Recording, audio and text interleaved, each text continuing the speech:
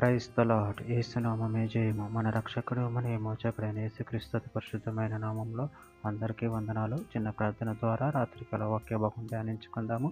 పరిశుద్ధుడ మహాగణుడైన దేవ యేసయ్య, సర్వాధికారినైనా మీకే వేలది వందనములు, కృతజ్ఞతాస్తుతి స్తోత్రం చెల్లించుకుంటాను దేవ రాత్రికాల సమయంలో ప్రభు వాక్య భాగం ధ్యానిస్తుంటే వాక్య భాగం అర్థములకు సహాయం చేసి మీ కృపలో బలపరిచి మీకు మాదిరిగా భాగం నడిపించమని చిన్న ప్రార్థన యేసునామంలో అడిగి వేడుకుంటున్నాను తండ్రి. Amen amen. కీర్తనల గ్రంథం 108వ అధ్యాయం 12వ వచనము.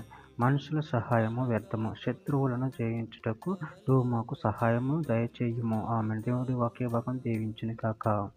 ప్రభు నుండి ప్రియులారా, ఇక్కడ వాక్య భాగంలో గమనించినట్లయితే మనుషుల సహాయము వ్యర్థము, శత్రువులను జయించుటకు నువ్వు మాకు సహాయము దయచేయుము. అదేవిధంగా వాక్య భాగంలో గమనించినట్లయితే కీర్తన గ్రంథం 46 అధ్యాయం 3-4 వచనంలో రాజుల చేతనైనను నరుల చేతనైనా రక్షణ కలగదు. వారిని నమ్ముకొనకుడి. వారి ప్రాణము వెడలిపోవును. వారు మట్టి పాలగుదురు. వారి సంకల్పము నాడే నశించును. ఇర్మీయా గ్రంథం 17వ అధ్యాయం 5వ వచనం. యెహోవా ఇలా సెలవిచ్చుచున్నాడు, నరులను ఆశ్రయించి శరీరును తనకు ఆధారముగా చేసుకొని తన హృదయమును యెహోవా మీద నుండి తొలగించుకుని వాడు శాపగ్రస్తుడు. కీర్తన గ్రంథం 118వ అధ్యాయం 8వ వచనం. మనుషులను నమ్ముకున్నట కంటే యెహోవాను ఆశ్రయించుట మేలు. కీర్తన గ్రంథం 46వ అధ్యాయం 1వ వచనం.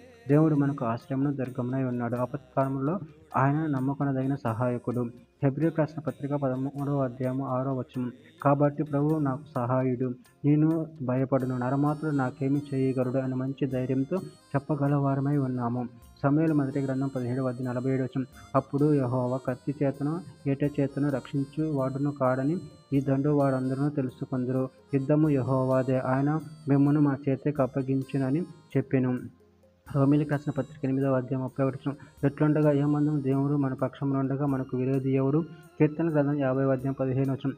ఆపత్కాలమును నువ్వు నన్ను గూర్చి మొరపెట్టుమని నిన్ను విడిపించెదను, నువ్వు నన్ను మహిమపరిచెదవు. నిర్గమకాండం 14వ అధ్యాయం 14వ వచనం. యెహోవా మీ పక్షంలో యుద్ధము చేయును, మీరు ఊరికే ఉండవాలని ప్రజలతో చెప్పెను. ఫిలిప్పీయులకు రాసిన పత్రిక 4వ అధ్యాయం 13వ వచనం. నన్ను బలపరచు వాని యందే నేను సమస్తమును చేయగలను.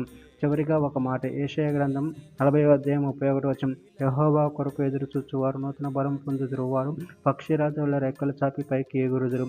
అలేక పరిగెత్తుదురు, సమస్యలకు నడిచిపోవుదురు. ఆమె. దేవుడి వాక్య భాగం దీవించిన గాక. చిన్న ప్రార్థన చేసుకుందాము. పరిశుద్ధ ప్రేమగలని దేవ యేసయ్య, మీరు ఇచ్చిన ప్రజలను బట్టి ప్రభావం కృతజ్ఞతలు తండ్రి.